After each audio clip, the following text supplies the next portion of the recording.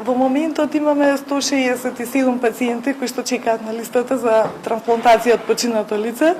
Тие се активни, листата постојано се ажурира, во нивното следење се не само нашите лекари инволвирани, туку и лекарите кои што работат во центрите за хемодиализа и покрај диализни пациенти на листата се наоѓаат и пациенти кои што се во преддиализна фаза, односно така наречена преемптивна трансплантација, односно пред да започнат лекување со заместителна терапија. Бројот на пациенти кои што чека кадавер е многу поголем, но во отсуство на кадаверична трансплантација или мал број, прошлата година имавме само 2 или 4 бубрега, пациентите не сакат да прават типизација и да се изложуваат на трошкови и тие типизации наредната година да ги повторуваат.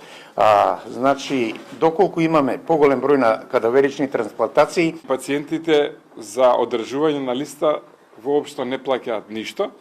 така да тие можат секогаш да дојдат и да ги направат тие исследувања. Она што ние како професионалци го правиме е дека на секои неколку години има одредени претраги кои што треба да бидат апдейтирани, нови, за да може да ги земеме во обзир.